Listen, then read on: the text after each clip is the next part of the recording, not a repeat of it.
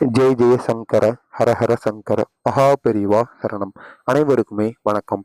நாளை ஜூன் 9 ஞாயிற்றுக்கிழமை காலையில் எழுந்த உடனேயே இந்த ஒரே ஒரு உணவை மட்டும் நாம் காக்கைக்கு அளிக்க வேண்டுமாம். நாம் இந்த ஒரு உணவை அளிப்பதனால் நமக்கு இருக்கின்ற பிரச்சனைகள் முழுமையாக தீர்ந்து விடுமாம்.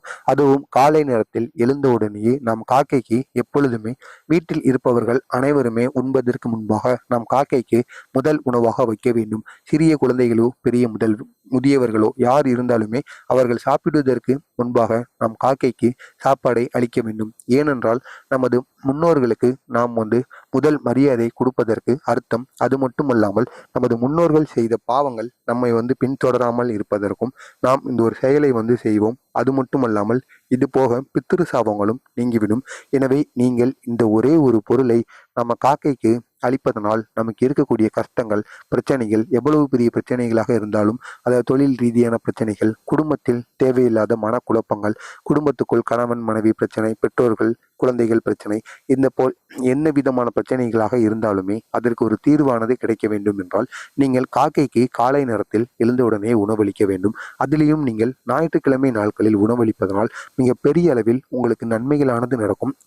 எனவே நீங்கள் தினசரி உணவளித்து வந்தீர்கள் என்றால் உங்களுக்குத்தான் நன்மைகளானது அதிக அளவில் சேர்ந்து கொண்டே இருக்கும். காஞ்சி மகான் கூறிய அனைத்து விதமான செய்திகளும் அவரை பற்றிய மகிமைகளும் பற்றி நீங்கள் தெரிந்து கொள்ள வேண்டும் என்றால் மறக்காமல் நமது சேனலை நீங்கள் சப்ஸ்கிரைப் பண்ணி வைத்துக் கொள்ளுங்கள். அப்பொழுதுதான் நாம் தொடர்ந்து பதிவிடுகின்ற வீடியோக்கள் அனைத்துமே தொடர்ந்து உங்களுக்கு நோட்டிபிகேஷனாக வந்து கொண்டே இருக்கும். காக்கைக்கு நாம் எந்த ஒரு உணவை அளிக்க வேண்டும் என்று பார்த்தோம் என்றால், அதாவது நாம் நமது வீட்டில் இந்த ஒரு உணவை அளிக்கும் பொழுது இந்த உணவை யார் அளிக்கிறார்களோ அவர்களும் சுத்தபத்தமாக இருக்க வேண்டும். காலையில் எழுந்து குளித்து விட்டு அதற்கு அப்புறமாகத்தான் காக்கைக்கு இந்த ஒரு உணவை அளிக்க வேண்டும். காலையில் எழுந்து குளிக்காமலே இந்த ஒரு உணவை அளித்தீர்கள் என்றால் அது நீங்கள் முன்னோருக்கு கொடுக்கின்ற ஒரு கெடுதலாக இருக்கும். இதனால் உங்களுக்குத்தான் தேவையில்லாத பிரச்சனைகளானது ஏற்படும்.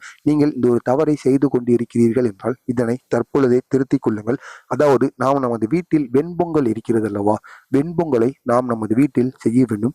வெறும் சாதத்தை அளிக்காமல் வெண்பொங்கலை நாம் நமது வீட்டில் செய்து அதற்கு அப்புறமாக ஒரு பித்தளை தட்டில் அதை போட்டுவிட்டு சிறிதளவு அந்த சாதத்தை போட்டு அதற்கு அப்புறமாக அதற்கு மேல் எள்ளு இருக்கல்லவா, எல்லை நாம் 1 ஸ்பூனோ அல்லது 2 ஸ்பூன் அளவுக்கு போட்டு அது அனைத்தையுமே கலந்து கொள்ள வேண்டும். வெண்பொங்கலையும் எள்ளையும் கலந்து கொண்டு அதற்கு அப்புறமாக நமது வீட்டிற்கு அருகில் நாம் இந்த ஒரு சாதத்தை அளிக்க வேண்டும். இதற்கு அருகில் நாம் ஒரே ஒரு டம்ளர்ல நீரையும் அளிக்க வேண்டும். அந்த காகமானது இந்த ஒரு சாதத்தையும் அதற்கு அப்புறமாக இந்த ஒரு நீரையும் சாப்பிட்டு விட்டு செல்லும் பொழுது நமது குடும்பத்தில் அவ்வளவு பிரச்சனைகளுக்கும் ஒரு தீர்வானது கிடைக்குமாம்.